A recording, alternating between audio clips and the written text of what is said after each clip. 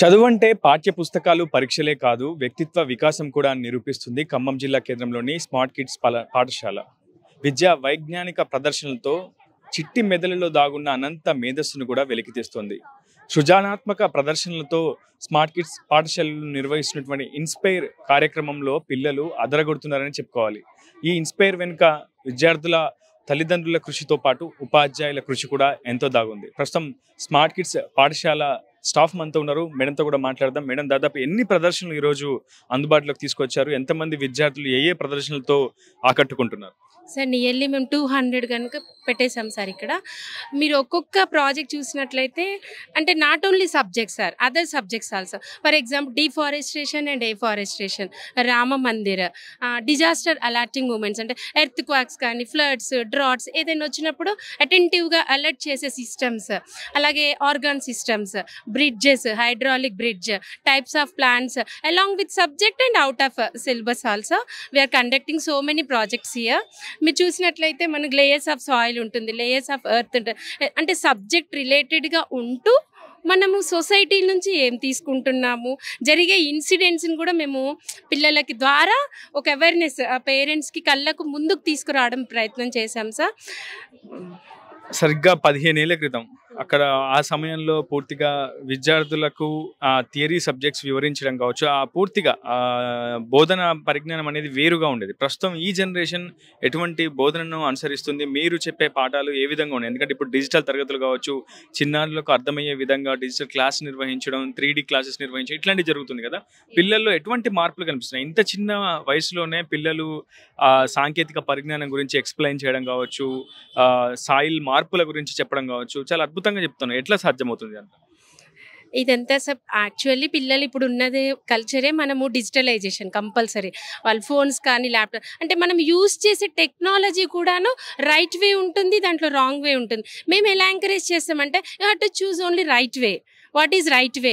You do not leave a food prints. అంటే మన ఏవైనా ఇన్ఫర్మేషన్ ఏదైనా డిజిటల్ ప్రింట్ యూజ్ చేసినప్పుడు అక్కడ మనం లీవ్ చేయకూడదు యాక్చువల్లీ.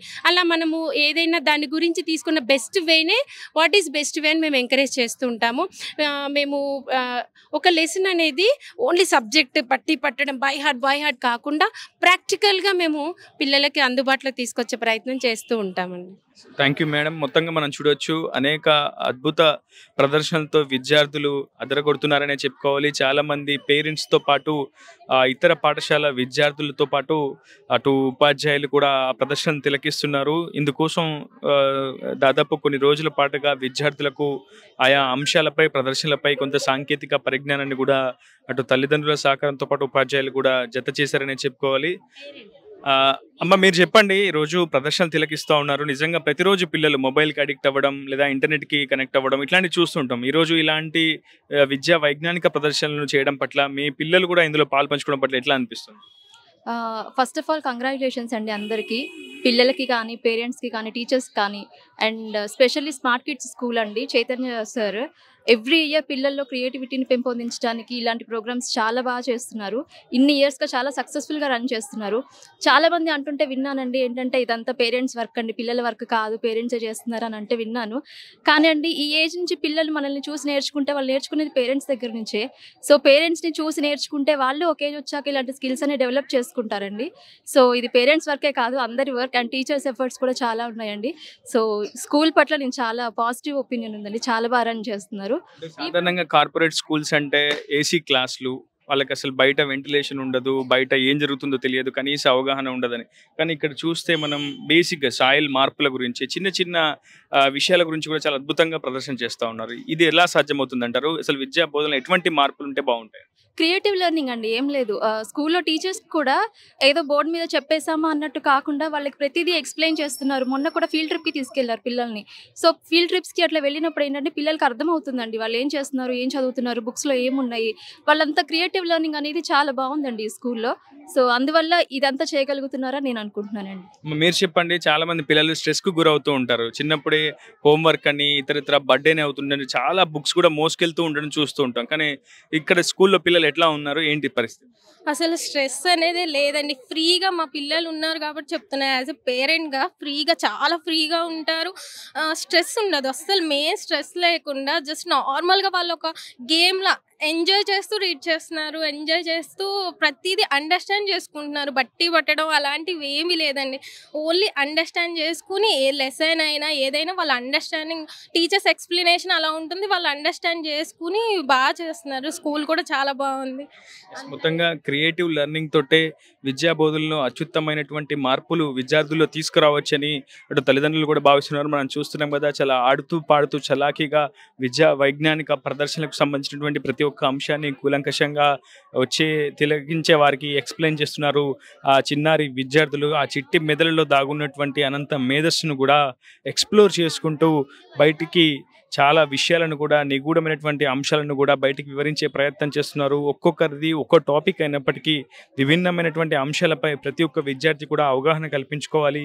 కేవలం పాఠ్య పుస్తకాలు, పరీక్షలే కాదు, వ్యక్తిత్వ వికాసం, మేధస్సు, సాంకేతిక పరిజ్ఞానం, సైన్స్పై మక్కువ, అనేక అంశాలపై కూడా కొంత ప్రావీణ్యం కావచ్చు, ప్రమేయం పెంచుకోవాలని విద్యార్థుల్లో ఈ సృజనాత్మకతను వెలుగు తీసేందుకే తాము అవిశ్రాంతంగా ప్రయత్నిస్తున్నామని చెప్తున్నారు స్మార్ట్ కిడ్స్ పాఠశాల నిర్వాహకులు. కార్యక్రమాన్ని ముందు తీసుకెళ్తాం అంటే దానికి కారణం పేరెంట్స్ యొక్క కష్టం, పేరెంట్స్ యొక్క కృషి, వాళ్ళ యొక్క సపోర్ట్ తోనే ఆ పిల్లలు ఇంత బాగా చేయగలరు.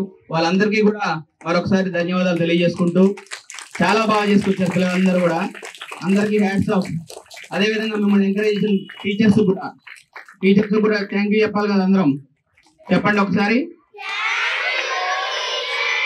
రైట్.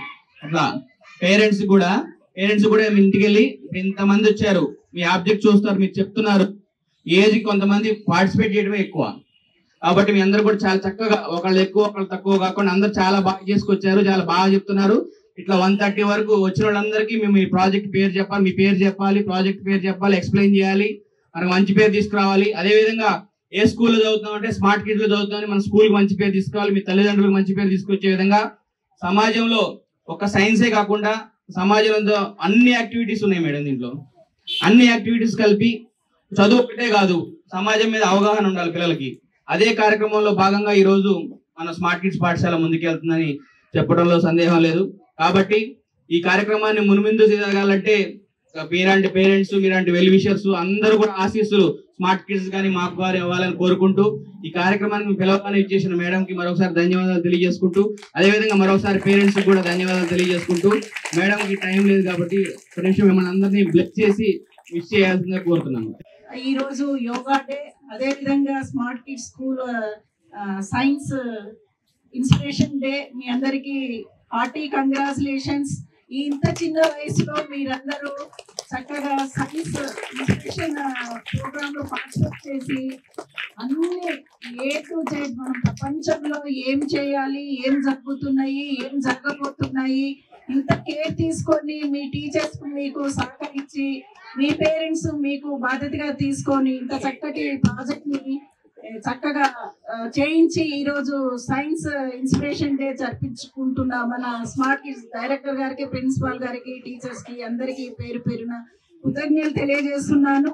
అన్ని ప్రాజెక్ట్స్ చాలా బాగున్నాయి. ఇందులో ఒక్క ప్రాజెక్ట్ ఏమనుకోకండి, జాతర అయినప్పుడు తీసుకోవాల్సిన జాగ్రత్త, టెంపుల్, అది ఒకటి నెక్స్ట్ టైం చేయండి సార్. అదే విధంగా ఈ స్కూల్లో నేను ఈ స్కూల్ ఆ స్కూల్ డిఫరెన్స్ కాదు, ఇక్కడ మాత్రం చాలా కేర్ ఉంటుంది పిల్లలకి. ప్రతి ఒక్కటి బేసిక్ నుంచే మన ఇల్లు కట్టాలంటే బేస్మెంట్ ఎంత స్ట్రాంగ్ ఉండాలో, దాని చుట్టూ ప్రైమసీ లోపల అంత ఎంత జాగ్రత్త ఉండాలో అలా కేర్ తీసుకొని ఈ పిల్లలకి, మన చిన్నారి పిల్లలకి మీరు మంచి జాగ్రత్త, కేర్ఫుల్, రెస్పెక్ట్, రెస్పాన్సిబిలిటీ ఇవన్నీ తెలియజేస్తూ మీరు నేర్పించిన విద్యని ఇంకా బాగా నేర్పిస్తారని కోరుకుంటున్నాను. ఈ పిల్లలే రేపటి పౌరులు కావాలి అంటే ఇప్పటి నుంచే తల్లిదండ్రుల తర్వాత స్కూల్లో టీచర్సే వాళ్ళ భవిష్యత్తుని, వాళ్ళ లైఫ్ ని సెటిల్మెంట్ చేయాలి. ప్రతి ఒక్కరు కూడా ఏదైనా సబ్జెక్ట్ లో వెనుకుంటే ఆ ఫ్యాకల్టీ, ఆ సబ్జెక్ట్ టీచర్స్ ఆ పిల్లలతో కోఆర్డినేషన్ చేసుకొని బేసిక్ నుంచే వాళ్ళు 100కి 100 మార్క్స్ సంపాదించేటట్టు అటు పేరెంట్స్ ఇటు టీచర్స్ రెస్పాన్సిబిలిటీ తీసుకోవాలనేసి నేను కోరుకుంటున్నాను. అదే విధంగా పేరెంట్స్ కి, స్టూడెంట్స్ కి ఎలా ఉండాలంటే ఇల్లు తర్వాత దేవాలయం లాగా స్కూలే అనుకునేటట్టు, ఈ రోజు ఒక్క రోజు హాలిడే వచ్చిందంటే మళ్ళీ స్కూల్ కి ఎప్పుడు వెళ్ళాలి, వాళ్ళ స్కూల్ ఉంటే బాగుండు అన్నట్టుగా మీరు ఇంట్రెస్ట్ కల్పిస్తారనేసి వాళ్ళకి health purpose, clean and green purpose, education purpose. ఒక టీచర్ అంటే అసలు లైఫ్ లో ఒకటండి, తల్లిదండ్రుల తర్వాత మన గురువులే పిల్లల భవిష్యత్తుని సెటిల్ చేసేదనేసి నేను అనుకుంటున్నాను. నేను ఈ రోజు ఈ స్టేజ్కి రావడానికి నిజంగా చెప్పాలంటే, నేను చదువుకునే రోజుల్లో మాకు తెలుగు మీడియమే, ఇంగ్లీష్ మీడియం లేదండి. మా ఫాదర్ టీచరు, అయినా ఆ రోజుల్లో ఒక్కొక్క స్కూల్లో బిల్డింగ్స్ కూడా లేవు. మేము బస్తాలు తీసుకొని వెళ్ళి చెట్ల కింద కూర్చొని చదవడం జరిగింది. వర్షం వచ్చిందంటే ఆ బస్తా తీసుకొని ఇంటికి వచ్చేసే రోజులు. అంటే వీళ్ళకి ఇంగ్లీష్ లో చెప్పండి.